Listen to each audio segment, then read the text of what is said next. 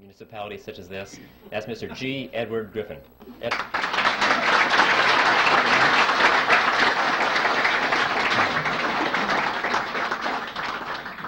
Well, thank you, Mike, and thank you, ladies and gentlemen. I don't know how to take that remark about age. You know, when Bill Jasper stands up and they announce him as the senior editor for the magazine, I know I'm in trouble. Well, we have a lot of material to cover, so I think I'll just sort of jump into this as quickly as possible. I need to warn you about something, though. Since this is being videotaped tonight, and we have a limitation on the length of the time on the videotapes, I have been instructed to divide this into two parts. The first part will last approximately 45 or 50 minutes long, and then we'll take a short break, I'm told, while they change tapes. And the next part we deliver next month. No, they're just a few minutes break, and then we'll continue with part two. So I want you to know that's coming up. So, okay, now to the topic. Are you ready for this? Okay, so am I. So let's start with history. We'll go back to the 1st century BC, to a tiny kingdom called Phrygia. And it was in that kingdom that there lived a philosopher by the name of Epictetus. And it was Epictetus who said, appearances are of 4 kinds. Things either are as they appear to be, or they neither are nor appear to be, or they are but do not appear to be, or they are not and yet appear to be. Don't worry, no quiz on that. Well, that's what he said. When I read that statement for the first time, I thought to myself that surely if Epictetus were alive today, he would undoubtedly be a Harvard professor of money and banking. Because this is the kind of explanation we get, isn't it, when we try and figure out what's going on in the economy or what's going on with the Federal Reserve System. See, what Epictetus did is what is so commonly done with the experts in this field, is he took a relatively simple concept, but by the time he was through explaining it to us, we didn't have the foggiest idea what he was talking about. All he said, basically, was that appearances can sometimes be deceiving. That's all. We all know that. But he had to break it down into 4 component parts, explain that in 2 ways they are what they appear to be, and in other 2 ways they sometimes are not the way they appear to be, and they broke it down and we didn't understand what he's talking about. Nevertheless, I thought that this statement by Epictetus was a brilliant clue for an outline or a theme for my presentation. Because, you know, if there's anything in the world that is an appearance that is deceiving, it is the Federal Reserve System. And in particular, it is one of those appearances of the 4th kind, which, as I'm sure you all remember, are those which are not and yet appear to be. So that's going to be my theme tonight. I'm going to come back to it now and then if I remember to do it, and use it as kind of a punctuation point, because this is perhaps at the most fundamental level the most important thing we need to know about the Federal Reserve System, which is that it is an appearance of the 4th kind, something which is not and yet appears to be. When I did my research on this topic, I came to the conclusion, which may startle you folks here, that the Federal Reserve System does not need to be audited. It needs to be abolished.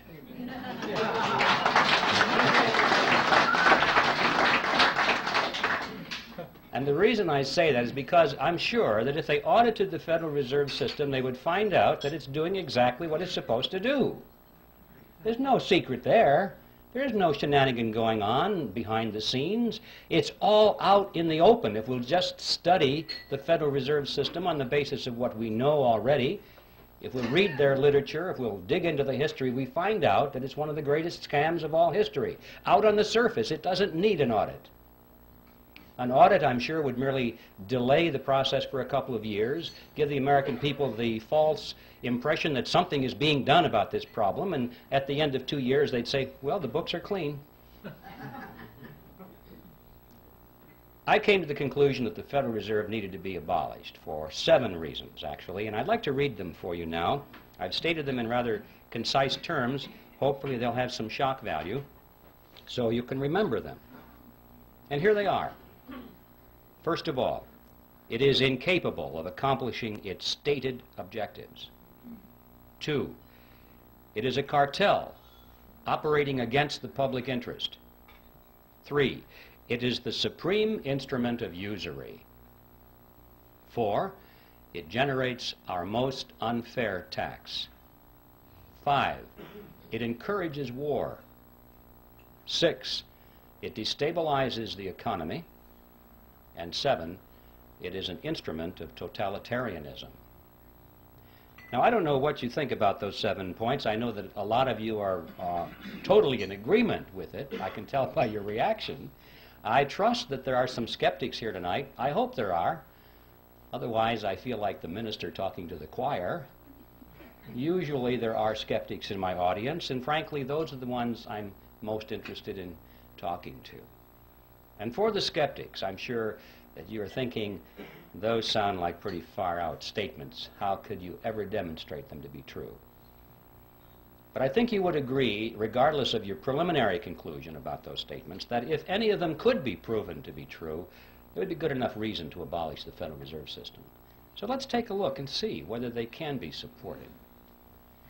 Time doesn't permit to go into all 7 of those here this evening, but I would like to splash around on at least the first 4 of them to show you that indeed there is ample evidence to support these conclusions.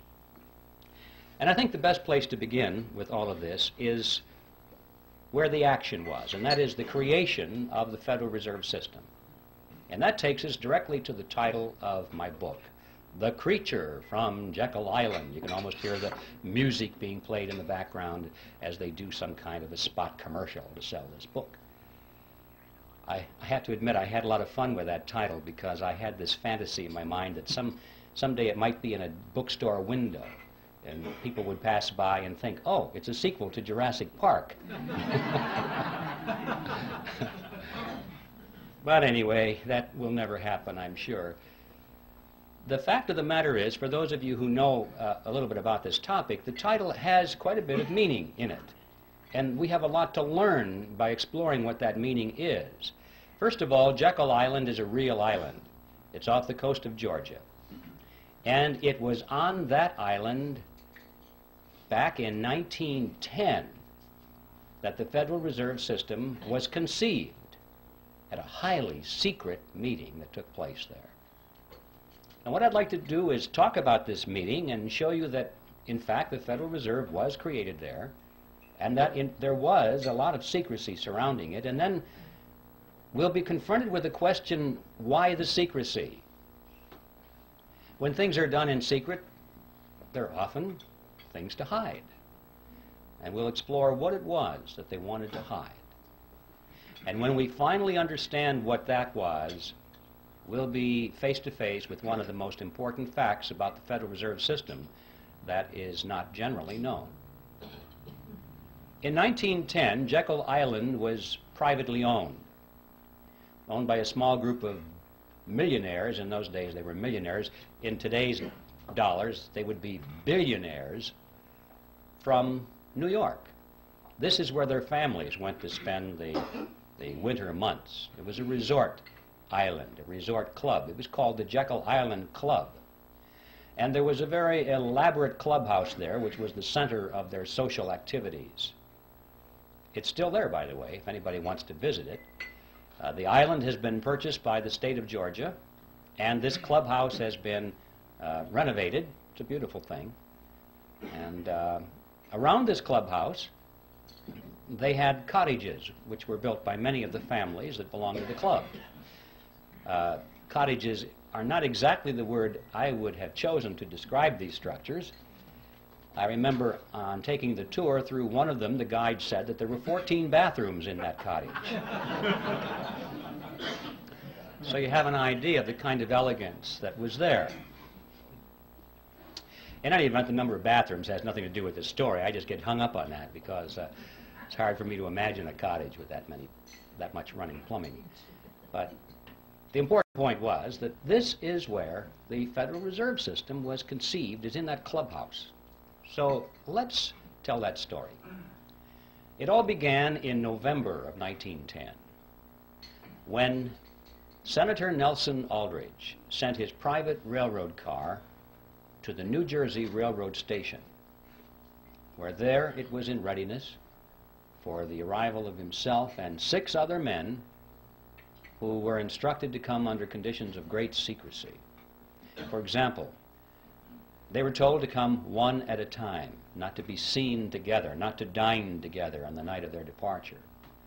If they had arrived at the same time, they were instructed to pretend as though they didn't even know each other. They were to avoid newspaper reporters, because these were well-known men, and had they been spotted by reporters, which often frequented the railroad station, especially had they been seen together, many questions would have been asked. One of the men carried a shotgun in a big black case, so that if he had been asked where he was going, he was prepared to say that he was going on a duck hunting trip. And the interesting thing about that little piece of the history is that this man, we find out later from his biographer, never fired a gun in his life. He even had to borrow that shotgun in order to participate in this deception. Even after they got on board the railroad car, this pattern continued. They were told to use first names only, not to use last names. And 2 of the men adopted code names completely. The reason for that is that they were afraid that the servants on board the train would recognize who they were if they used their last names. And they knew that if word leaked out in that fashion and eventually found its way into the press, the whole purpose of the meeting would have been completely destroyed. So absolute secrecy was essential. Well, the train traveled for 2 nights and a day on a 1,000-mile journey to the south, and when they awoke on the second morning, the car was on the siding, the railroad siding at Brunswick, Georgia. And from there they took the ferry boat across the inland strait to Jekyll Island and to the clubhouse. And for the next 9 days, these men sat around a table and hammered out all the important details of what eventually became the Federal Reserve System. And incidentally, if you visit that clubhouse today, you can walk down to the end of the one corridor there, and on a door is a brass plaque. And it says, "In this room, the Federal Reserve System was created." When they were done, they got back on board the train, back to New York, and disappeared. And for quite a few years after that, these men denied that any such meeting ever took place. It wasn't until after the Federal Reserve was firmly established that only then did they begin to talk openly about it. They wrote books on it. One of them wrote a magazine article, and they gave interviews to newspaper reporters. And so now, many years later, it's possible for us to go to the public record and find in print detailed descriptions of what happened at that meeting. Well, who were these men? The first one I've already mentioned, the one with the railroad car, Senator Nelson Aldrich, who was the Republican whip in the Senate. He was also chairman of the National Monetary Commission, which was that special committee of Congress which was created for the purpose of proposing legislation which was to reform banking. That was the idea. Banking needed reform. And the American people were greatly concerned in those days over things that were going on in the banking industry. People were losing their money in the banks because they weren't keeping their promises to hold their deposits in reserve. There were runs on the bank, and the banks couldn't pay the people back. But most of all, they were concerned over the concentration of financial power that was in the hands of a small group of very powerful and large banks in New York on Wall Street. This is what they called the money trust. That was the name, and it was a very popular expression in the newspapers. And quite a few politicians were elected to office on their campaign promise to break the grip of the money trust. President Wilson was one of those politicians, by the way. So, that was the purpose of the National Monetary Commission, which was to propose legislation, which eventually became the Federal Reserve Act, to break the grip of the money trust over the financial markets of America. Aldrich was a business associate of J.P. Morgan. He was the father-in-law to John D. Rockefeller, Jr., which means, of course, that eventually he became the grandfather of Nelson Rockefeller, our former vice president. If you remember, his full name was Nelson Aldrich Rockefeller, so he derived his middle name from his famous grandfather. The second person at the meeting was Abraham Piatt Andrew, who was Assistant Secretary of the Treasury. He later became a congressman, but he was very prominent in banking circles. Frank Vanderlip was there. He was the president of the National City Bank of New York, which was the largest and the most powerful of all the banks in the country, representing the financial interests of William Rockefeller and the international investment firm of Kuhn, Loeb and Company. Henry Davison was there. He was the senior partner of the J.P. Morgan Company. Charles Norton was present.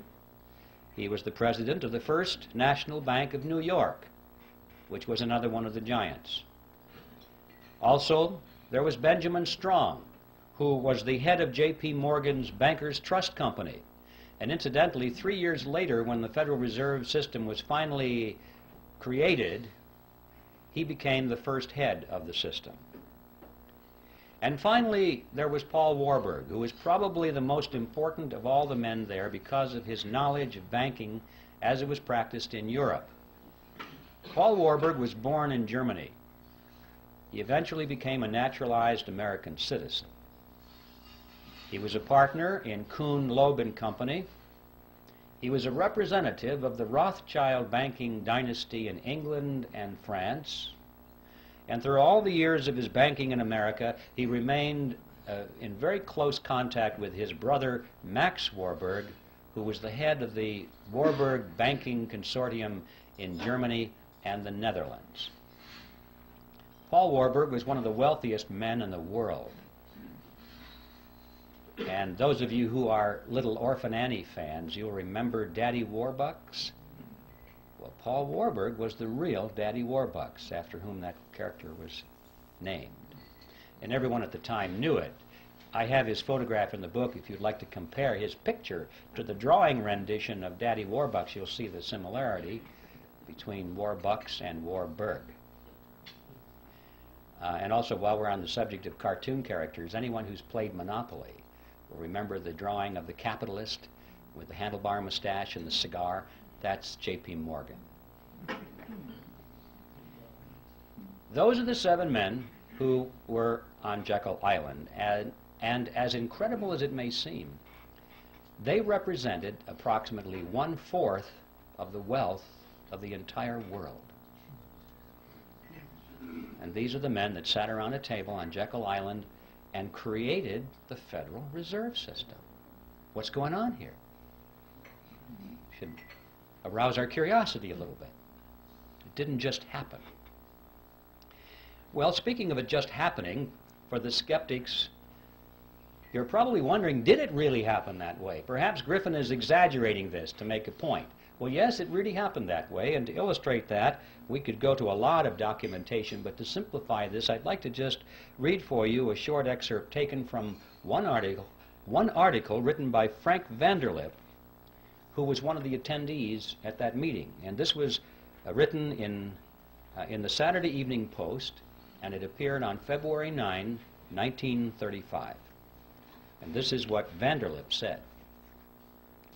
I do not feel it is any exaggeration to speak of our secret expedition to Jekyll Island as the occasion of the actual conception of what eventually became the Federal Reserve System. We were told to leave our last names behind us. We were told further that we should avoid dining together on the night of our departure.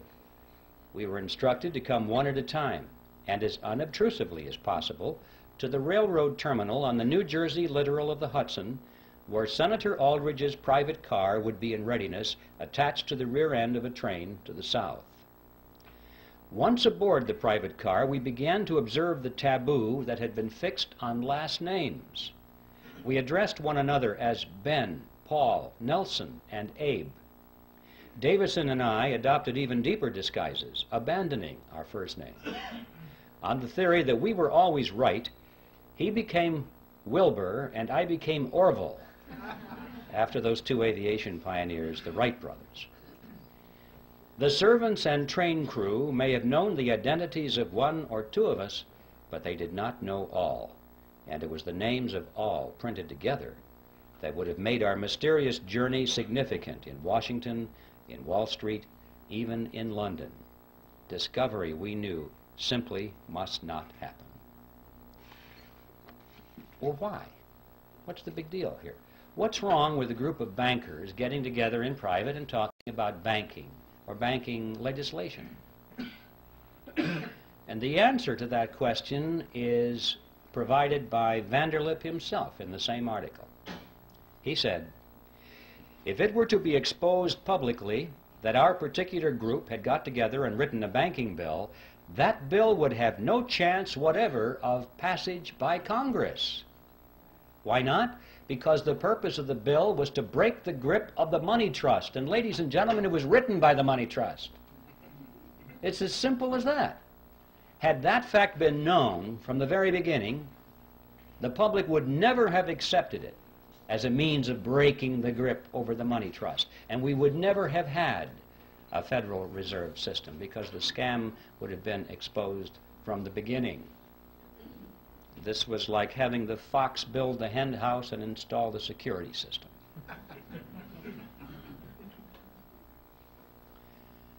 So there is a primary reason for the secrecy. And it's a fact that most Americans have not even considered, that there might have been some kind of deception, massive deception at the very inception of the Federal Reserve System, and for a very good reason. But there's more to it than that, a lot more than that. Consider the composition of this group and the financial powers they represented. Is there anything strange about that mixture?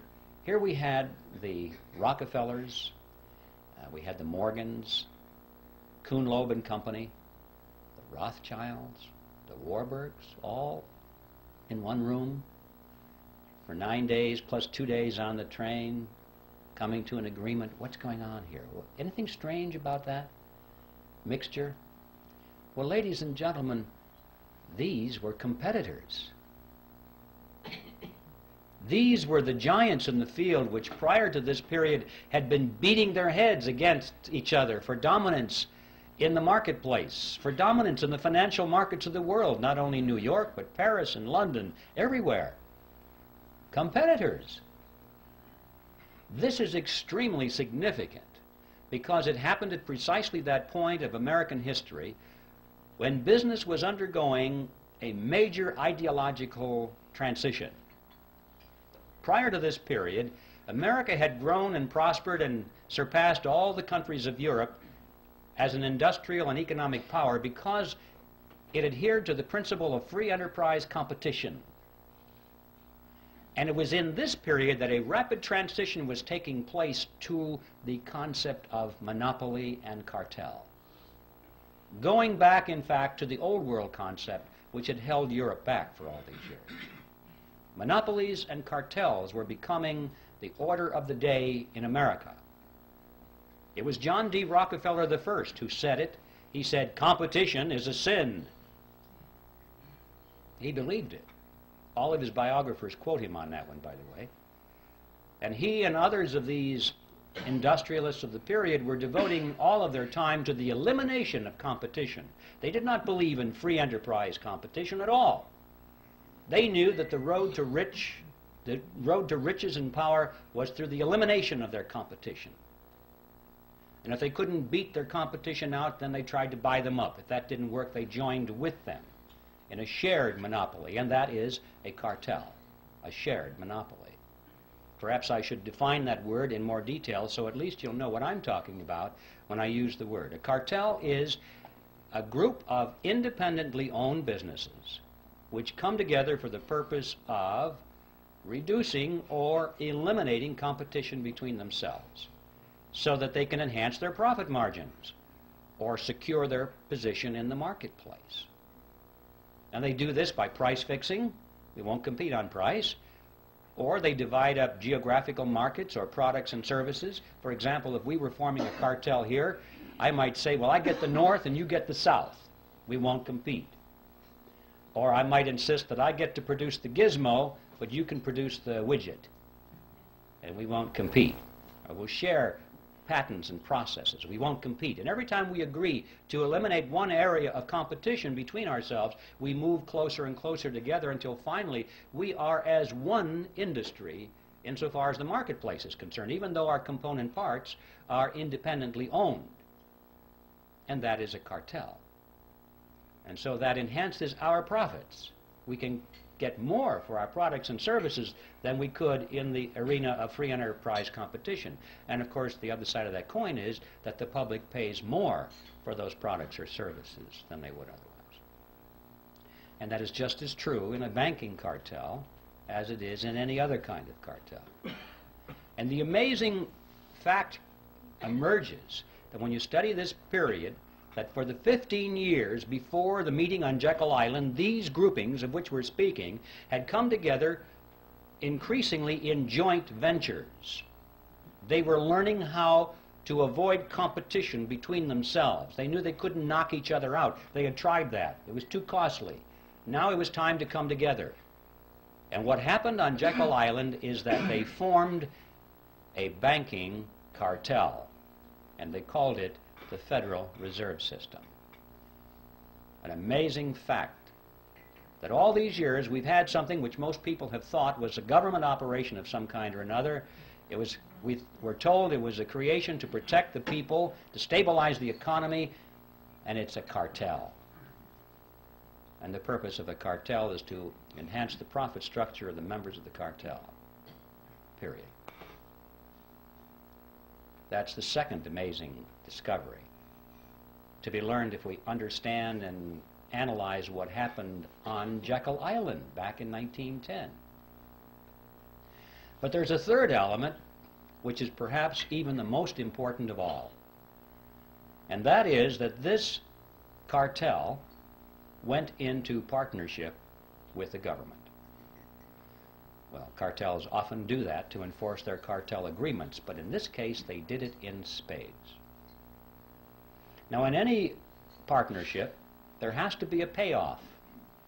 There has to be some benefit to the partners, otherwise they won't go into the partnership, or if they go into it, they won't stay in it for very long. So it's a legitimate question for us to ask, what is the payoff? What's the benefit to these partners?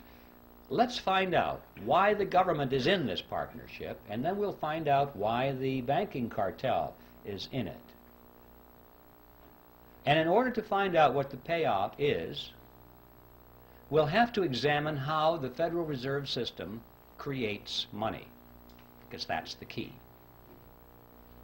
Now, if you're not familiar with how money is created in America, this is going to be really some experience to go through this. For the first time, you're going to shake your heads and say, I don't believe this. I call it the Mandrake mechanism, after that 1940s comic book character, Mandrake the Magician. Could create something out of nothing, wave his cape, and it was back into the void again. That's the Federal Reserve System. Now, let's take this and break this down. I need to warn you in advance, however, that you shouldn't try and make sense out of this. Okay?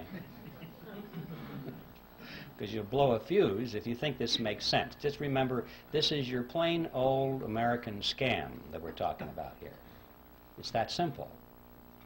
And I'm going to strip away all of the banker terminology and all the accounting terminology and use just plain old plodding English to make it comprehensible. In spite of that, however, I want you to know that everything I'm going to tell you from a technical point of view is 100% accurate, in spite of the simplicity of the language. Okay, with that by way of preliminary, let's get right to the mandrake mechanism itself. It starts with the government side of the partnership. It starts in Congress, when Congress is spending money far and beyond what it takes in taxes. How can Congress spend more money than its income in taxes? Basically what happens is the Congress goes down to the Treasury and asks for, let's say it's $1 billion more that they need this day. And the Treasury official says, you guys got to be kidding, we don't have any money here. You spent it all long ago. Everything we taken in taxes is long spent. And Congress says, well, we kind of figured that was the case, but we thought somebody might have dropped by and left some money.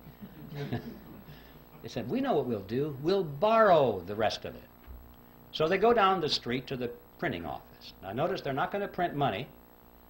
They're going to print certificates. Nice, big, fancy certificates with borders on the corner and an eagle at the top and a seal at the bottom, and it'll say United States Treasury bond or note or bill, depending on the length of maturity. And it's so impressive, it almost looks like money. But if you hold it up to light, it really says I owe you. That's all they are. And so Congress takes it and it wants the public to step forward and loan them money in exchange for the IOUs. Sometimes that's called buying bonds. No, you're not buying anything. You're loaning money to the government and getting an IOU in return. And a lot of people in the private sector and institutions are anxious to loan money to the government. Why? Because they have heard that it's the best investment you can possibly make, the most secure investment, because it is backed by the full faith and credit of the United States government. And that people aren't quite sure what that means, but it sure sounds good. And so they lend the money. Well, just in case there's anyone here in doubt as to what that means, I'd like to explain it to you. The full faith and credit of the United States government means that the federal government solemnly promises to pay you back your money plus interest. If it has to take everything you've got in the form of taxes to do it, it will do it. It's a promise to tax you. And people don't think this thing through. They think, oh, it's wonderful. It's a wonderful investment, and I'm going to get some of my money back. Anyway, that's a little side issue. The government is able to borrow a tremendous amount of money and therefore spend more than it takes in taxes through this process. But never enough. They always need more than that. Not to worry, they say. They walk further down the street to the Federal Reserve Building. Now the Fed has been waiting for them. That's one of the reasons it was created. They walk in there and the Federal Reserve officer opens up his desk drawer, pulls out a big checkbook, and he writes a check to the United States Treasury for $1 billion and hands it to them. Now we need to stop and ask a question. Where did they get that money? $1 billion, that's a lot of money. Who put the money into that account for the Federal Reserve so they could give it to Congress or to the Treasury? And the answer is, there is no money there. There's absolutely zero. There's just a checkbook. Well, if you and I were to do that, we would go to jail. But they can do it because Congress wants them to do it. This, in fact, is the payoff. This is the benefit to the government for being in the partnership. The government can go to the Federal Reserve and obtain instant amounts of any amount of money they want without having to confront the taxpayer and say, we're going to raise your taxes for this money directly. It would be very unpopular if Congress had to go to the public and say, you know, we have a lot of money we want to take from you folks, and it's going to cost you $3,000 per family more than it did last year. You know how long they'd last in office. So they like this mandrake mechanism very well. The public doesn't know that it's costing them anything. It's just how it works somehow. So this money, this $1 billion, springs into being precisely at the instant that the Federal Reserve officer signs the check and gives it to the government. Now let's see where the banking cartel benefits from this partnership. We'll go back to that billion-dollar check and follow it. The Treasury official deposits it into the checking account of the federal government.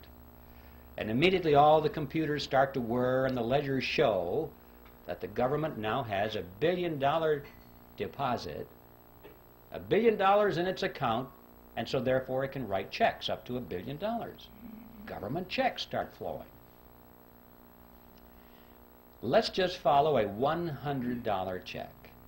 Make this real simple to the fellow that delivers our mail. The postal worker gets a $100 check.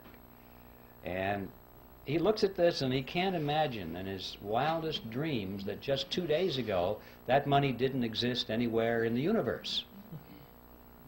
But it's a government check now, and it's very spendable. So he takes it and deposits it into his private checking account at the local commercial bank. Now this money is out of the Federal Reserve mechanism per se, out of the government side of the partnership, and it gets into the private banking side of the partnership. $100 has been deposited. Now the action heats up. The banker looks at that and he goes over to the loan window and he opens it up and he says, "Attention everybody, we have money to loan." And that's good news for a lot of people because that's one of the reasons we go to the bank, isn't it? To borrow money. So it's good news when there's money available. And the banker says, "We have $100 deposited, but don't worry folks, we can loan you more than that. We can loan you up to $900. Well, how? How can you loan out up to $900 when you only have $100 deposited? Well, it's not difficult if you're in the Federal Reserve System. Here's how it works. The Federal Reserve says that the member banks must keep no less than 10% of their deposits in reserve. So there's $100. They keep 10% in reserve, $10. And they can loan up to $90, right? So we loan it to you, ma'am. You borrowed $90. What do you do with it? Well, you want to spend it. So you want to write a check on it. You've deposited it into your checking account so you can write a check. In many cases, it might be put directly into your checking account. But now there's $90 deposit, in addition to the $100 that was deposited to start this chain. Now we've got the $90 that was loaned as another deposit. Well, the Federal Reserve says that you only have to keep 10%. So we keep 10% of the 90 and loan the other 90%. And the person that borrows that puts it right back into the bank as another deposit. Well, the Federal Reserve says you only have to keep 10%, so you know, this goes around and around and around to the revolving door until finally the whole action is played out. And the bottom line is when that $100 deposit comes in from the postal worker, the banks in essence can loan up to $900 because $100 is the reserve and that's 10% of 1,000, so they can loan the balance or the difference, which is $900. Now where does that money come from? Well, same place. It springs into being precisely at the point where the loan is made. It didn't exist before, anywhere. Now notice the important thing here. The money that's created out of nothing and given to the government spends for its purposes. But the money that's created out of nothing by the banks is not spent by the banks, it's loaned by the banks to you and to me, and we pay interest on it. Not too shabby. Interest on nothing. I wish I had a magic checkbook like that, where I didn't have to have any money, just a checkbook. And I could write checks, $10,000, $20,000, $100,000 all day long and loan them to you folks, and you pay me interest on it. See? Not too shabby at all. This, in fact, is the payoff to the commercial banks in the cartel. This scam has become legitimized by law, and we're told it's a wonderful thing. We think our banking system is wonderful. but it's a scam. Not only interest on nothing, but perpetual interest on nothing, because notice, once this money is created, if you pay it back, they have it on their ledger as a credit. They can loan it out again to somebody else, and the whole object is to keep loaned out. They don't like the money not loaned out because you can't earn interest on it. When it's in the inkwell, it doesn't do them any good. So remember, there's nothing here except ink in the well or electronic impulses in the computer. That's all there is. So they're collecting interest on that. But that's not the end of the process. That is how money is created in America, but that's not the end of it because it has consequences. What impact does that have on us? Are we involved in this in any way? Well, yes, we are. I've heard people say, gee, those fellows are really smart. I guess they deserve to be rich. You know, as though it didn't affect them in any way. Let's follow it. This money that's created out of nothing goes into the economy, and it dilutes down the value of the dollars that were already out there. It's like pouring water into the pot of soup. It dilutes the soup. And so the economy is diluted by these new dollars, and prices start to go up, or they appear to be going up. It's the process called inflation. I say appear to go up because prices really don't go up, ladies and gentlemen. What's happening is that the value of the dollar goes down. Right. That's what we're witnessing here. If we had a real monetary system, real money backed by gold or silver or anything of tangible value, coffee cups, anything that couldn't just be created out of nothing behind our money, you would find that the purchasing power of that money would remain constant over a long period of time.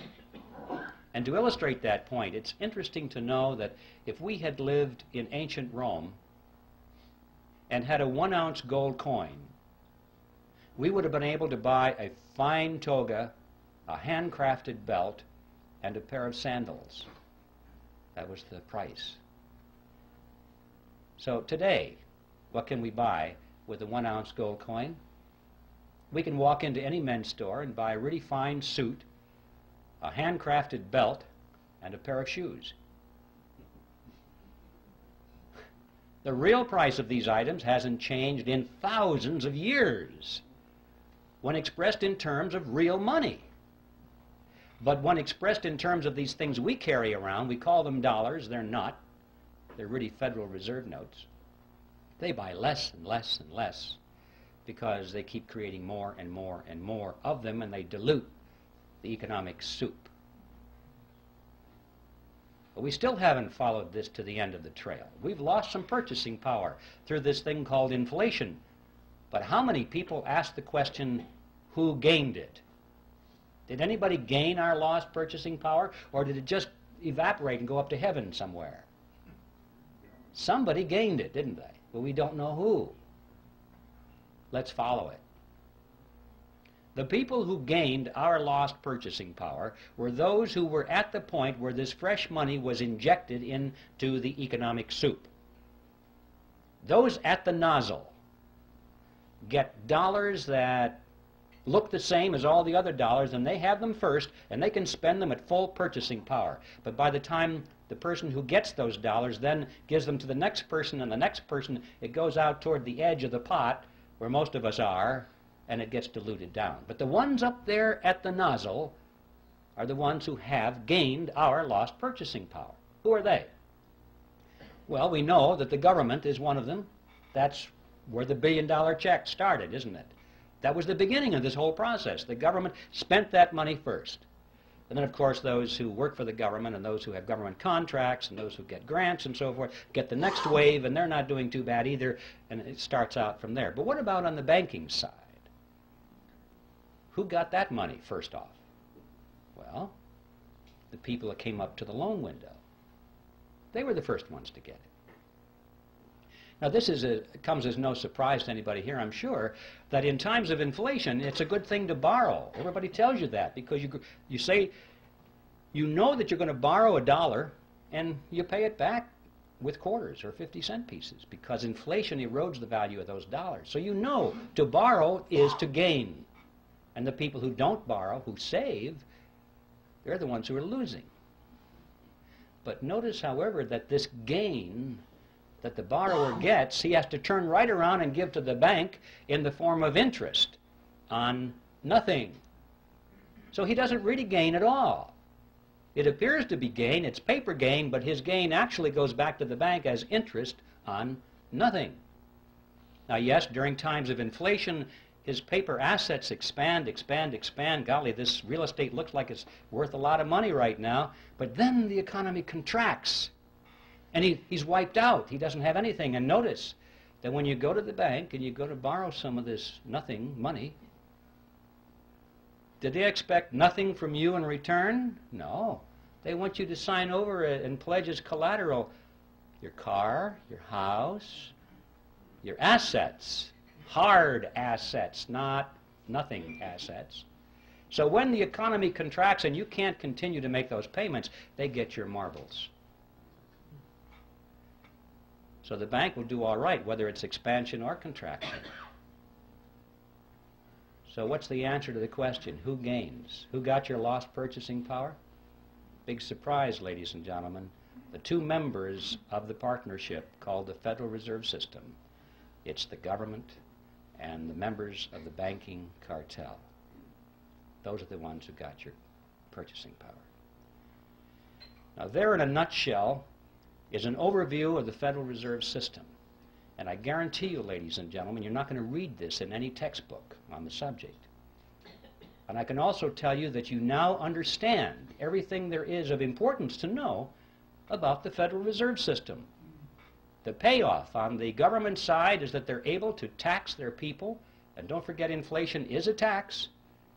You pay it, you have no escape. It's a hidden tax, but it's a tax just the same. And so the government is able to tax the people without them even knowing they're paying the tax. And on the banking cartel side, they're able to collect perpetual interest on nothing. Now that is the end of part one. Stand by. There's more.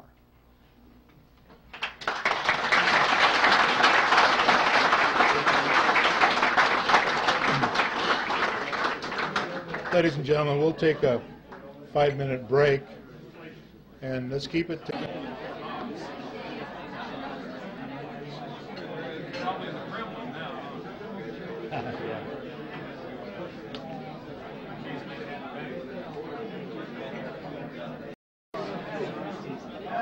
That's it? Okay, ladies and gentlemen, I think this is time for continuation. Everyone refreshed? Anybody want to open up a bank?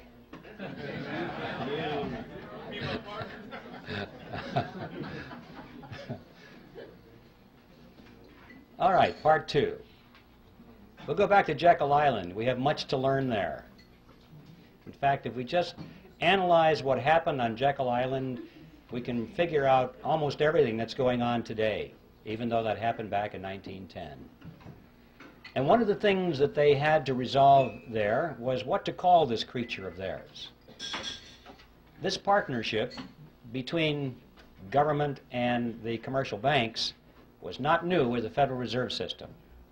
In fact, this concept was created back in Europe in the 16th century, and it was perfected with the Bank of England in 1694. This is the kind of thing from that date forward that all of the governments of Europe adopted. Now, they didn't call it a mandrake mechanism like I do. They called it a central bank. That's the technical name for this partnership. If you want to look this process up in a textbook or an encyclopedia, you'll find it listed under central bank. So the central banks were created in Europe in the 16th century. And there's very good reason for that. The kings and the princes of Europe discovered from hard experience that they could raise the taxes of their subjects only so far and then there was a ceiling. They had a tax revolt on their hands. There was resistance, and they had real revolution or revolt on their hands, and they tended to lose their jobs or their heads. So that was it, folks. 40%, 43% seems to have been the natural limit. However, once they got the central bank mechanism worked out, this was a whole new ball game. Now the lid was off, and they were able to collect 50%, 60, 70, and in some cases 80% of everything that their subjects produced. And their subjects did not revolt, did not resent it even, because they didn't know that they were paying this tax through a process called inflation. All they knew was that the prices were going out of sight, and they had no inkling that it was their government in combination with the private banks that were taxing them in this fashion. And so, see, this became a method of hidden taxation which has continued to this day to be extremely popular with big spending governments. And so this became the modus operandi in Europe from that date forward. Now, when they met on Jekyll Island, it was very clear in their mind that they were creating a central bank. But they had a problem, what to call it, because Congress was already on record as saying they did not want a central bank in America. I don't think the congressmen really understood what that meant, but they had heard the phrase, and they knew that that's what they had in Europe. And they said, no, when it comes to banking reform in America, we want something that's unique to represent our unique political and economic system. So a central bank was out. So what to call this central bank so that no one will know? And they talked about this on Jekyll Island. And this is what they concluded. They said, first, let's use the word federal to make it seem like it's a government operation.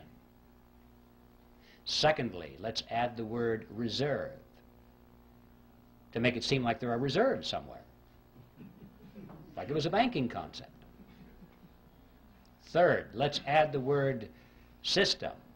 And this was very important, far more than we might think today, because remember, the major concern was this concentration of financial power in New York.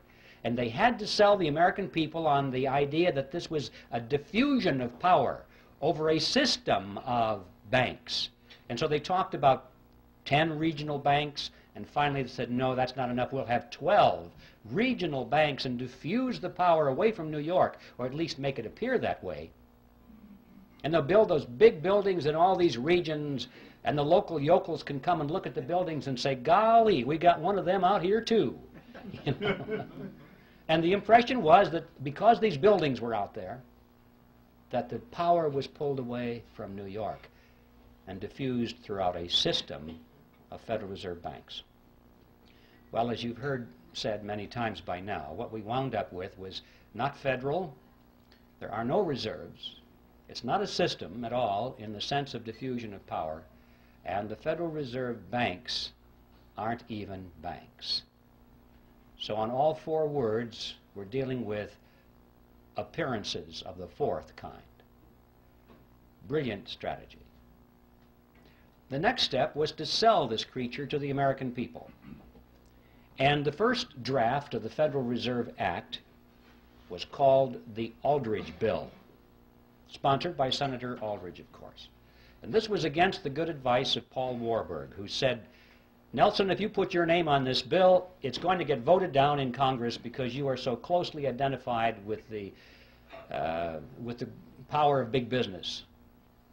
It'll be voted down. And apparently, Aldrich's ego was too big. He must have said, well, no, after all, I'm respected in the Senate, and I am the chairman of the National Monetary Commission. And for whatever reason, he insisted on having his name on it. I think he wanted to go down in history as the originator of the Federal Reserve System. But Warburg was right. Voted down, thumbs down right away, because he was a representative of big business. Well, this was a minor setback. They took their bill, they scrambled the paragraphs around a little bit, they took Aldrich's name off of it, and found a couple of Democrats to sponsor the bill. Now this was different. See, Aldrich was a Republican, And everyone knew that the Republicans represented big business. But they also knew that the Democrats represented the common man, the little guy, the fellow on the assembly line, you know, like Ted Kennedy.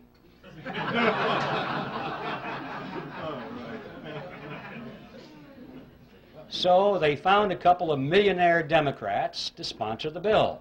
They got Carter Glass from the House and Senator Robert Owen, who was a very successful banker. And now they sponsored the bill. It was the Glass-Owen bill, and this was different. This was a Democrat bill, and it began to receive very popular consideration in Congress. Next, Aldrich and Vanderlip began to give speeches and statements to the press condemning the bill that they had written. They said, this will ruin the banks. This will be terrible for the nation. And by the time this was printed in the newspapers, the average person read that and said, oh, I guess the big bankers don't like this bill very much. It must be pretty good. You know, you have to give these people credit. They were not stupid. They didn't get to be where they were through stupidity. They understood mass psychology, they understood politics, and they played their cards exceedingly well. Next, these same individuals who were condemning the bill were privately financing it. They were behind all the lobbying activities in Washington. They personally paid for the creation of what was called grassroots study clubs that came up all over the country, held public meetings, and disseminated brochures extolling the virtue of the Federal Reserve Act. They gave large amounts of money to some of the better-known universities and created new departments of economics, handpicked their own people to be the professors, to chair those departments, and then those men began to speak publicly and write scholarly essays about how wonderful the Federal Reserve System was. And then, at the insistence of Paul Warburg, who was always the master strategist in this, they added several good provisions to the act. When I say good, I mean provisions which restricted the power of the Federal Reserve System to create money out of nothing. The kind of provisions you and I might have endorsed. And Warburg's associates said, Paul, what are you doing? We don't want those things in there. This is our bill. And his response was classic. He said, relax, fellows, don't you get it? Our object here is to get the bill passed. We can fix it up later. That's exactly what he said. When no one is looking, everyone is focusing on the bill now. Let's get it in. Fix it up later, and indeed he was right. It was because of provisions such as those that they won over the support of William Jennings Bryan, who was the leader of the populist movement, a real defender of the common man, in his mind at least. He looked at that bill, and previously he had opposed it because he said it was the bill of the bankers. They would create money out of nothing, he said. And he looked at those provisions and he said, oh, well, I guess with those in there, I can support the bill.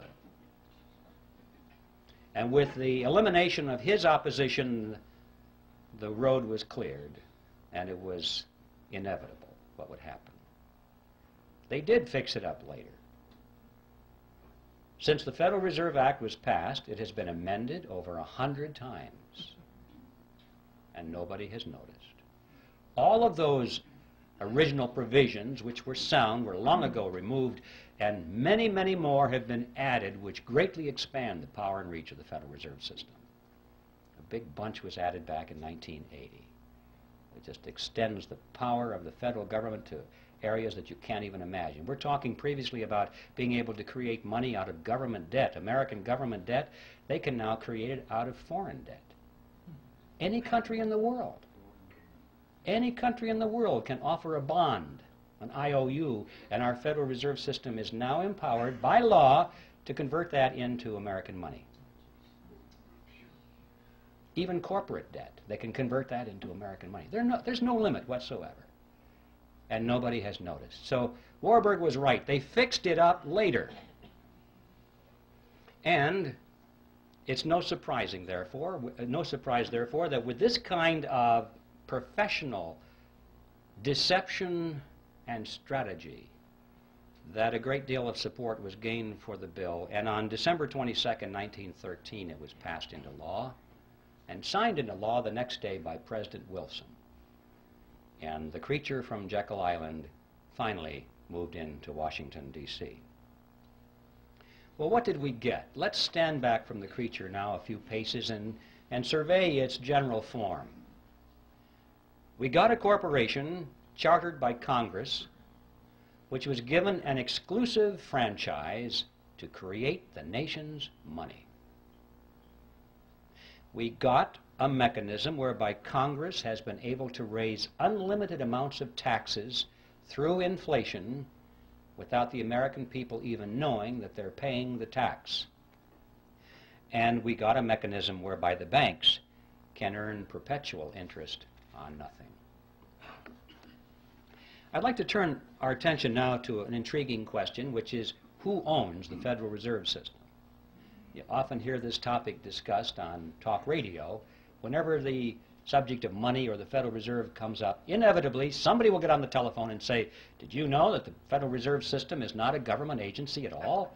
It's a private corporation. It's run by the private banks, and what we need to do, they'll say, is to abolish the Fed and turn it over to Congress so it can be run for the benefit of the people.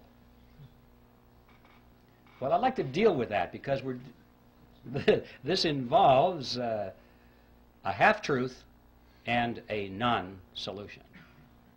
Let's start with a half-truth first. It is true that the Federal Reserve System is not an agency of the federal government. As I mentioned before, it is a corporation chartered by Congress, and like all corporations, it has stock certificates. And these certificates are held, in this case, by the member banks within the system. All the banks, remember this is a cartel, independently owned banks make up this system. They hold the stock certificates. All right. Now up to that point it looks as though this has all the attributes of a privately held corporation, but that's as far as it goes. Because these stock certificates do not carry with them any of the powers of private ownership. For example, the holders of these stock certificates cannot sell them. Well, if you can't sell something, you don't really own it, because that's one of the tests of ownership, is your freedom to dispose of it in any way you wish. Also, the larger banks have put up more capital into the system than the smaller banks. It's not a lot of money, but it's related to their assets. The larger banks put up more, have more stock certificates than the smaller banks. And yet, regardless of that, all of the banks have one vote. So there's another violation of the principle of private ownership. Furthermore, that vote doesn't buy anything of substance. These banks cannot vote for their national management. The Federal Reserve System is run by the Board of Directors of the Federal Reserve System, the National Board, and its chairman, all of whom are appointed by the President. The stock certificate holders have no voice in that whatsoever. The only thing they can vote for are the members of the board of their local regional banks, so-called banks. But guess what? The chairman and the vice chairman of those regional banks are appointed by the national board. Guess what? They can vote for their officers of the regional banks, but they can be overridden. The national board has veto power over those people. You get the picture here? In spite of this sales job, of this diffusion of power over the 12 regional banks, these banks have no power at all. It's all concentrated in the national board. The only thing that the regional banks can do, according to their charters, of any substance, is to set the interest rates within their regions. But guess what? Even that is subject to veto by the national board. So you come to the conclusion that these people at the national board are not authorized to do anything except play golf. See, that's the way it was designed. This fiction of this diffusion of power throughout the system was just to sell it to the American people in 1913. It's a vestige. It serves no function whatsoever today at all and was never designed to. So we don't have a corporation in the strict sense of the word, a privately held corporation. And we don't have a government agency in the strict sense of the word. So what do we have? Well, the fact is we have a hybrid. It's a mixture. It's half government and it's half private. It is, in fact, exactly what you would expect it to be, considering that it is a partnership between the government and a private cartel. It's half government and it's half private. So this structure is unique to reflect its unique form. But this isn't so important as to who owns it, how many shares of stock, and what the voting is. The question is, what does it do? Insofar as merely abolishing the Fed, as some people have said, many people have said, abolish the Fed and turn it over to the Treasury or turn it over to the Congress so it can be run for the benefit of the people. Always make sure you say it's for the people, and that makes it okay. It would do the same thing over there that it does over here. It's not a question of who owns it, it's what does it do, and as long as it is a central bank, which means as long as it has the power and the mandate to create money out of nothing, that's what it's going to do. It's going to create money out of nothing, and I'm sure the same people will run it over there that run it over here. We must remember that all of the central banks of Europe are in fact direct agencies of their respective governments. They are not these hybrid organizations over there that they are here, because there was no necessity to create that myth over there. They just went right for it. It's an agency of the government over there. And they all do exactly the same thing as our Federal Reserve System does here. So you see, just turning it over to Congress without taking away its power to create money out of nothing is a non-solution. And I'm sure that the people who run this would be willing to use the same kind of deception they did back when it was created. They would pretend to resist that idea. They would fight it with all of their might, at least in public, knowing that they could yield on that and have it turned over to the Congress and they'd still have control over it. So that is a non-solution. I'd like to talk now about what the objectives of the Federal Reserve System are, because if we're going to say if it were turned over to Congress, it would pursue the same agenda, what is that agenda? Extremely important thing to focus on, because we're told that the purpose of the Fed is to stabilize the economy. And everybody kind of believes that. I mean, when Greenspan comes on and says, well, we're raising interest rates now, why? To stabilize the economy, right? To prevent inflation. In other words, to protect you folks. To protect you. And we buy it. Well, one of the most widely used textbooks in our schools right now, a textbook on economics written by Paul Samuelson, explains it this way. It says, quote, the Federal Reserve sprang from the panic of 1907 with its alarming epidemic of bank failures. The country was fed up once and for all with the anarchy of unstable private banking. It's partly true. It's just they came up with the wrong solution. Just because there's a problem doesn't mean that any old solution that somebody has to offer is the best. In fact, it may be a non-solution. That's what we're talking about. Just turning this system over to the government to run is a non-solution. Well, let's take a look at this. If the purpose of the Federal Reserve System is to stabilize the economy, let's give it a report card and see how well it's done. Since it was formed, it has presided over the crashes of 1921 and 1929, the Great Depression of 29 through 39, recessions in the years 53, 57, 69, 75, and 81, a stock market Black Monday in 87. We all know that corporate debt is soaring, personal debt is greater than ever before, Both business and personal bankruptcies are at an all-time high. Banks and savings and loan associations have failed at a rate greater than ever before in our history. Interest on the national debt is now consuming half of all of our taxes. Heavy industry has been largely replaced by overseas competition.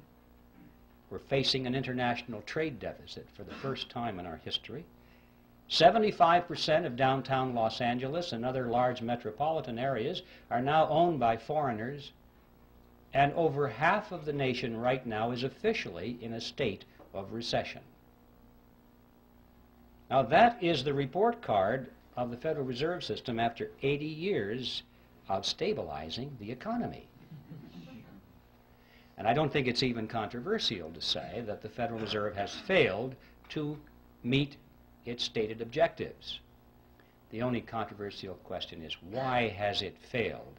And my answer to that is because those have never been its true objectives at all. What are its true objectives? Well, what are the objectives of any cartel?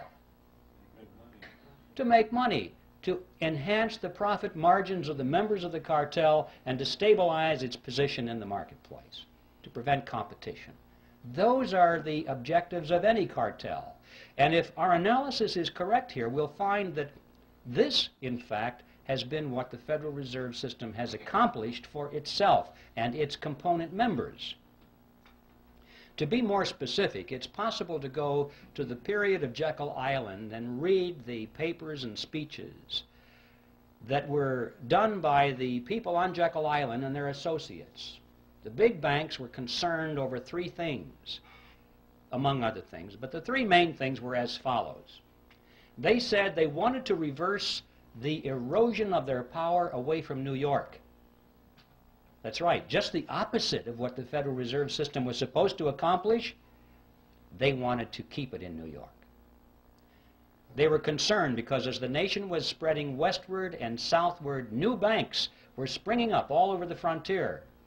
And more of the capital assets of the nation were moving in that direction. Yes, they still had the lion's share, but every year the percentages went down a little bit. And they could see where that chart was going. And they said, we must put a stop to this now while we still have power. Remember, John D. Rockefeller said it, competition is a sin. And competition from the new banks in America was something that had to be stopped. See, one of the purposes of the Federal Reserve System was to control the competition from the new banks. And this is a good place to emphasize that when I'm talking about the cartel, I'm primarily talking about the big banks in New York that created it, and the international banks as well, the ones in Europe. I'm not talking about your bank down the street that ever since the system was created has struggled and struggled under the regulations of the system, which were designed primarily to some extent to squeeze the competition out or to keep it in its place. And you've seen that process going on throughout the years. We have fewer and fewer banks all the time, little ones getting gobbled up by the big banks. So that was objective number one. Number two, they wanted to reverse the trend of what is called private capital formation. Now, what that means is simply this. It means that people in those days were using their own savings instead of going to the bank and borrowing.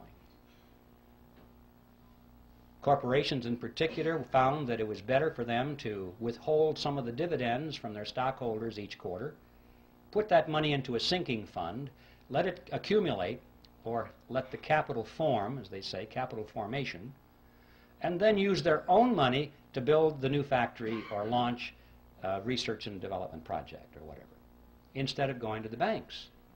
And the banks were extremely concerned over this trend. They racked their brains. How do we get businesses to come back to the banks and borrow money again? And their answer was quite simple. If you were a banker, you would know how to do that. The answer is to lower interest rates, to make those rates so attractive that you'd be crazy not to go to the bank and borrow the money at those interest rates. So much easier than saving. Well, why didn't they just lower interest rates? Because that was 1913, ladies and gentlemen, and they couldn't. Money was real money in those days. It was backed by gold and silver. There was no lever on it. No man, no group of men, no politicians, no bankers could arbitrarily affect interest rates. Because it was backed by gold and silver, the money was, and they couldn't just create it out of nothing. You see, under those conditions, interest rates are the product of the forces of supply and demand in a free market economy. Nobody has control over it. And that's why the politicians hate money that's backed by gold and silver. They cannot manipulate it. So their challenge was, how can we artificially depress the interest rates below the natural level that's produced in the free market? And the solution was, they said, the nation needed what was called a flexible currency. They said, this is what industry needed to prosper, a flexible currency. You still hear that phrase today, the virtues of a flexible currency. Well, what is a flexible currency? You need a dictionary. Well, it's not paper money that folds. What that means is money created out of nothing. That's what a flexible currency is. See, the trick is not particularly hard to figure out here. If you are creating money out of nothing, you don't have to charge an awful lot of interest on it to show a profit.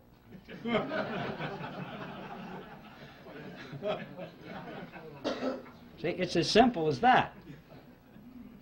So, with a flexible currency, now they have a lever on it. And they can jack the interest rates down, down, down, so that it's attractive, and they're still making plenty of profit on it because it didn't cost them anything. And they have reversed the trend toward private capital formation. And the third objective that they spoke about in those days was how to pass on the inevitable losses within the banking system, to pass those losses on to the taxpayer in the name of protecting the people. Now, let's give the Federal Reserve System another report card with these objectives in mind and see how well it has done. Did they keep control over the banking system and the monetary system in New York? And yes, they did. Anyone who knows how the markets function, it has always remained in New York. In fact, it's even more so now in New York than it was then. Yes, there are plenty of large banks in the nation, in the South and in the West, but these are small compared to those giants that are in New York, in fact, that are astride the world, with offices in Peking and Moscow and Africa, everywhere in the world. The giants are in New York, and they have been running the show all of these years. A few years ago, there was a book that appeared on the market called Secrets of the Temple, written by William Grider and published by Simon & Schuster. It was a bestseller, and it was advertised as a scathing attack against the Federal Reserve System. Well, when I heard that, I could hardly believe my eyes and my ears. A scathing attack against the Federal Reserve System, published by Simon & Schuster? Now, this is one of the biggies. I thought to myself, well, a miracle has happened. I guess I don't have to finish my book because it's done. Somebody did it. So I ran down and I got a copy of the book and I went through it, and I was amazed at what I found on 2 points.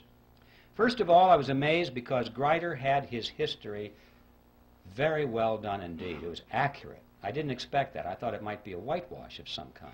But it wasn't. It was very good. I knew about this because I was right then in the process of researching it, and Grider had it. And on this point of the concentration of power in New York, I'd like to read to you just a couple of sentences from his best-selling book. He's talking about 1913 here, and he said, at the time, the conventional wisdom in Congress was that the government institution would finally harness the money trust, disarm its powers, and establish broad democratic control over money and credit. The results were nearly the opposite. The money reforms enacted in 1913, in fact, helped to preserve the status quo, to stabilize the old order. Money center bankers would not only gain dominance over the new central bank, but would also enjoy new insulation against instability and their own decline. Once the Fed was in operation, the steady diffusion of financial power halted. Wall Street maintained its dominant position and even enhanced it. which is true. Now, the second thing that amazed me about his book was his conclusion. After demonstrating that the Federal Reserve System had always acted against the public interest, and that it was designed to do that from the beginning, what do you suppose his conclusion was regarding what we should do about it? Abolish the Fed? No, nothing that extreme. Well, how about a major overhaul? No, not necessary. He said, you see, folks, it's all so complicated. But we're learning as we go, and we're getting better at it. Relax, everything's under control. All we need now are wiser men. Well, there you have an interesting situation. You see, that's the kind of powder puff solution that it takes to be published by Simon & Schuster or any of the other major publishing houses which are firmly locked into the financial web of the money trust in Wall Street. There's no way in the world that these major media outlets are going to allow anybody to come up with a real solution to the problem. Now, I need to digress here just for a second because we have a lot to learn from this, not just in the field of the Federal Reserve System, but in many other areas of concern to our nation in these critical days ahead. It's not enough just to point with alarm. It's not enough just to say, well, this is historically true, and it's not enough to lead the charge if you don't lead it anywhere. See, these people don't care how much you expose their scams or their conspiracies or their plots if you have no solution. If your only solution is, well, now I told you about it, now just vote Republican, you know? If that's it, nothing's going to happen, is it? Till we look behind party labels.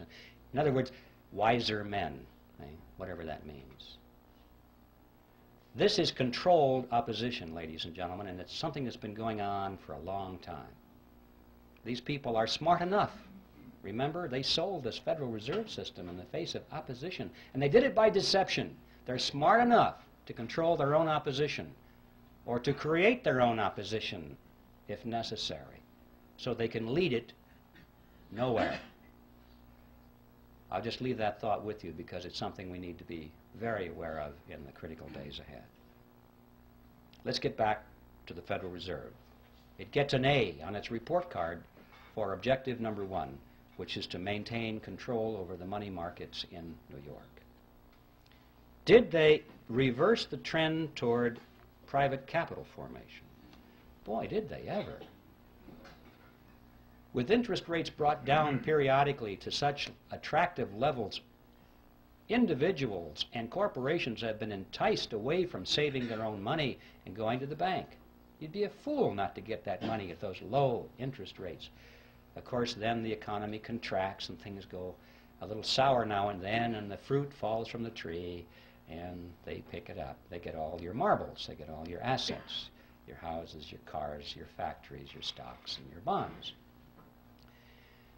That's one of the reasons we've had so many bankruptcies in the decades past. Even those companies today which are hanging in there by the skin of their teeth because it's all they can do to make payments to service their debt to the banks.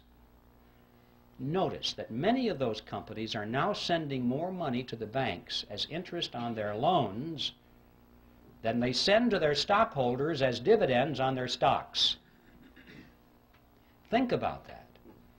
The banks which created the money out of nothing, no effort at all, no risk really of anything, are making more money out of these giant industries than the people who worked for the money, sacrificed, saved the money, invested it, and risked it. And yet the money is going to the banks. Yes, the Federal Reserve System, in fact, gets an A on its report card for reversing the trend toward private capital formation, and they did it with a flexible currency, just as they had planned to do it. And what about the third objective, which was to pass the losses onto the taxpayers in the name of protecting the people? That is something which I call in my book Operation Bailout, the game called Bailout. You may have noticed every time a large bank gets into trouble, not the small banks, they're dispensable. The large banks, when they get into trouble, they're going to be bailed out by the government, which means by your tax dollars and mine, in the name of protecting the people. It doesn't make any difference if there's if it's a private corporation or a city municipality or a third world country. Whoever has borrowed megabucks from these banks and now can't service their debt anymore, they have trouble making those interest payments, which is all banks care about. They don't want you to pay back the loan, because they'd have then just the problem of finding somebody else to lend it to. They don't want you to pay back your loan. They want you to pay the interest on the loan and keep those loans going forever. And finally, when people have trouble making those interest payments, and it looks like the bank is going to have to write it off of its books, what happens? They go to Congress. And they say, well, this corporation that's having trouble making its interest payments, we can't let that corporation fold, because look how many thousands of jobs would be lost and people would go on welfare. There would be despair. We must protect the people. Or if it's a third world country that can't make its interest payments anymore, they say, well, we can't allow that to happen. We must make those payments for them in some way or another, because if that venerable bank had to write that huge loan off of its books, it would technically be bankrupt. And if it were bankrupt, it might have to close its doors. If that bank were to fall, it's such a huge bank, it'd be like a domino, and it might knock the other banks down too, and we could have a major economic crisis on our hands, and look how the people would suffer. And so Congress dutifully always responds. Remember, Congress is the partner in this scam. Always rushes in and says, yes, we can't allow those bad things to happen to the people. And so they vote the money to guarantee the loans or make outright payments in some very creative fashions so that the interest can continue flowing to the banks. Some of the more memorable games you may have missed over the recent years: Penn Central Railroad was bailed out in 1970, Lockheed Corporation that same year, Commonwealth Bank of Detroit in 1972, New York City in 1975, Chrysler in 1978, First Pennsylvania Bank in 1980, Continental Illinois, the largest of the banks so far, in 1982, and of course we know how many third world countries out there have had their debts funded. The money comes from the IMF World Bank so they can continue making their payments. And the IMF World Bank gets their money from the Federal Reserve System, and the Federal Reserve System gets it from us in the form of that mandrake mechanism and the hidden tax called inflation, or direct taxes in some cases. The Federal Reserve System gets an A on its report card on all three of its true objectives. My final topic is a short one, and it has to do with usury. An interesting concept. Usury used to be defined in ancient times as interest on a loan, period. Any interest on any loan was usury. Well, it's been redefined in modern times as excessive interest on a loan, in view of the fact that when people earn their money and they save it, they sacrifice the use of it, and then they loan it to somebody else for their venture. They're entitled to some reasonable return on that sacrifice. Some interest return it seems fair and logical to most people. So the question today is excessive interest. What is that? It was Thomas Edison who said, "People who will not turn a shovelful of dirt on the project, nor contribute a pound of materials, will collect more money than will the people who will supply all the materials and do all the work." When I read that, I wondered if that was true. I took my calculator and I ran the numbers. You might try this sometime. If you assume a $100,000 home to be built, and the $30,000 is to go for the land and the architect's fees and the building permits, that kind of thing, $70,000 to go for the actual construction of the house, the materials and the labor. You assume further that the buyer goes to the bank, puts 20% down, takes out a 10% loan for 30 years. Punch in the numbers, and you will see that he will pay to the bank in interest $172,741, compared to $70,000 for labor and materials. In other words, as Edison said, 2.5 times more will be paid to the banks who did nothing than for those who provided all the labor and all the materials. And you may say, well, yeah, that's true, but don't forget the time value of money. Reasonable interest is rational. People need to be compensated for the sacrifice of their money over 30 years. That's a long period of time. Wait a minute. Not this money, ladies and gentlemen. Nobody earned this money. Nobody saved this money. Nobody sacrificed anything for this money. This money was created out of nothing. And I suggest that $172,741 interest on nothing is excessive. I think we need to focus on this issue. We need a new definition of the word usury. Any interest on any loan of fiat money, meaning money created out of nothing. Now this example of $172,741 unearned interest on a $100,000 home is like a grain of sand in the Sahara. Look around the desert. All of the other homes of America, all the factories, all the machinery in the factories, all of the high-rise buildings, the hotels, all the airplanes, the automobiles, the farm equipment, the farm structures, everything that we have, we're looking at a similar relationship here. This is staggering. To consider the amount of money that is in this huge, wide river of wealth flowing into the banking cartel because the money was created out of nothing. It's such a wide river of wealth, you can't even think across it in your mind. It's perpetually moving into the banking cartel. This is a dead short across the productive capacity of America. This is money that should be going to the people who produce and who create, instead of being siphoned off through a scam. Think of what our standard of living could be if it weren't for this dead short across our economy. Well, where is this money going? This river, where is it flowing?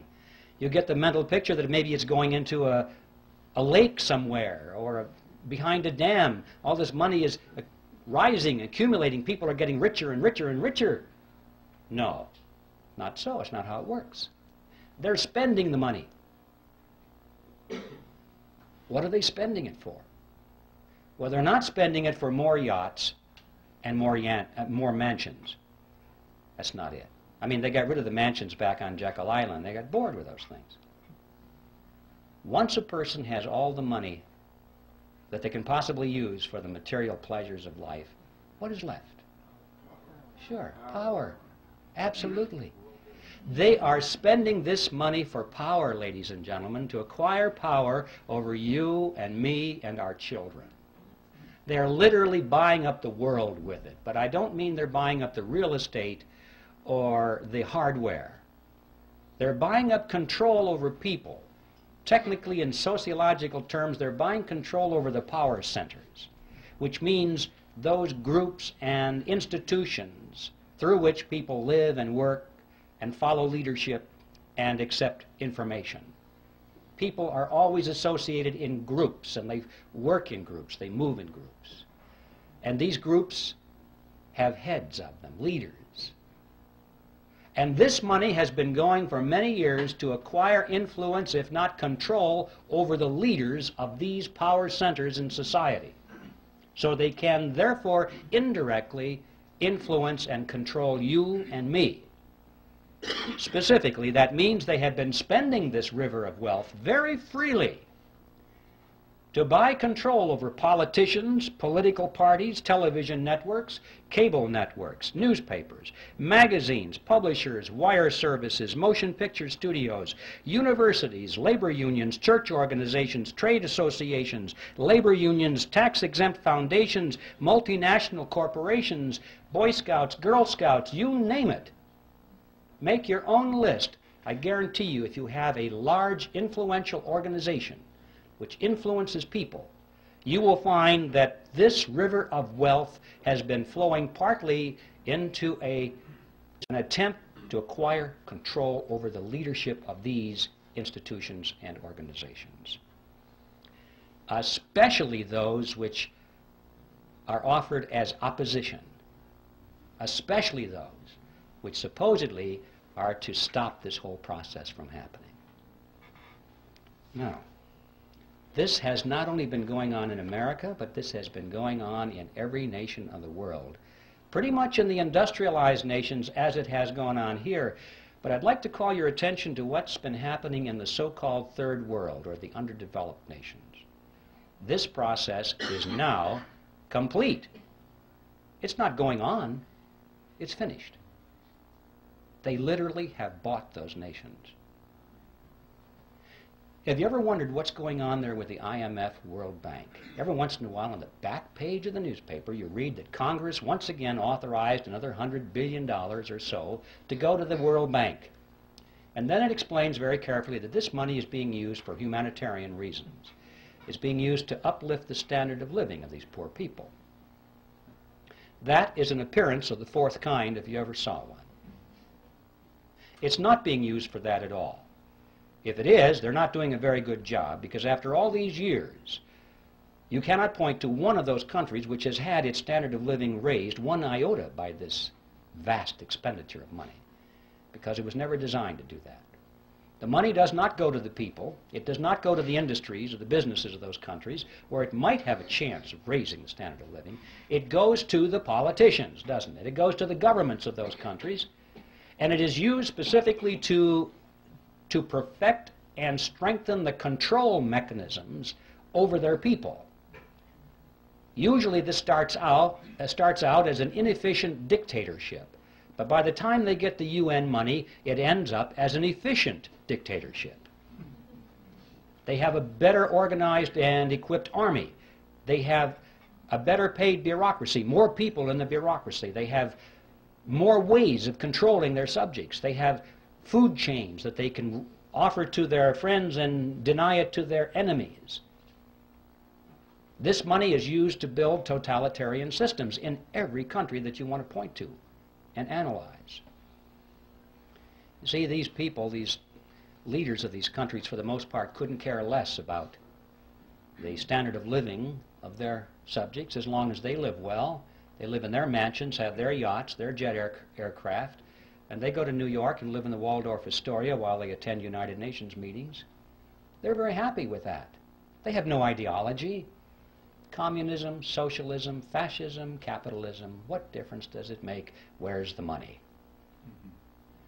That's it with these people. We know how welfare families in this country can be second, third generation families, and there's no hope at all of getting them off the dole because they can't imagine any other way of life. This happens at the international stage, too. We're dealing with countries now that are second, third, in some cases fourth generation welfare governments. They don't know how to survive unless that money comes free through the International Monetary Fund and the World Bank, means from us. There's no way in the world they're going to break free from that.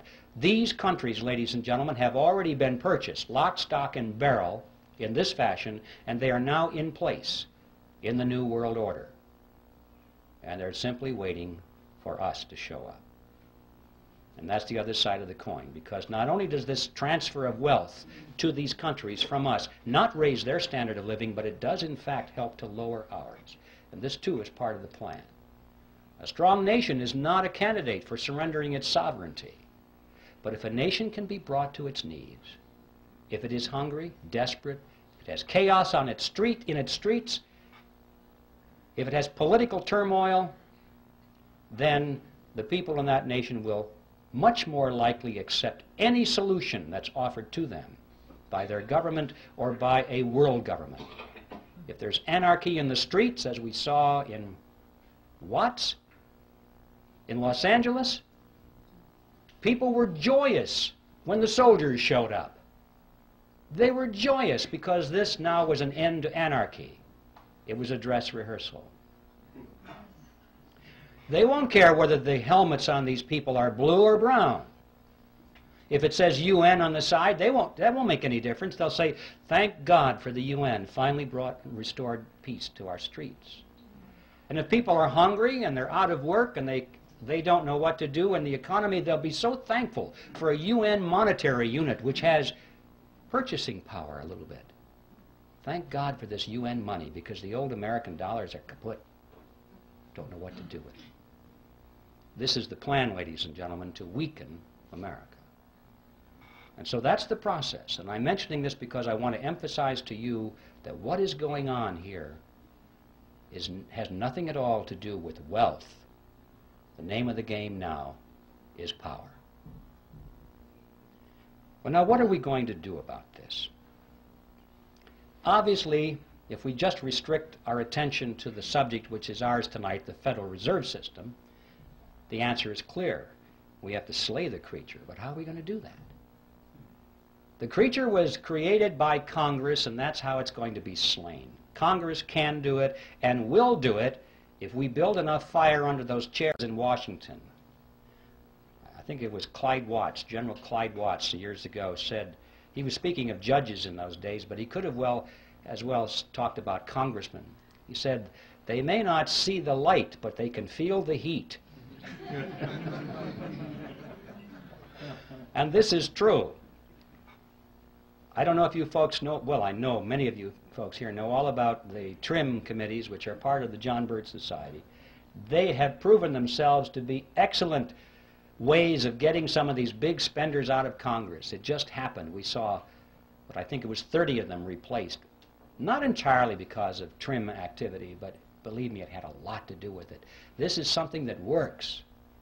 And even those that didn't come up, that didn't get replaced, they're having their voting records changed. I don't have the name here, unfortunately, but I heard just the other day there was some congressman.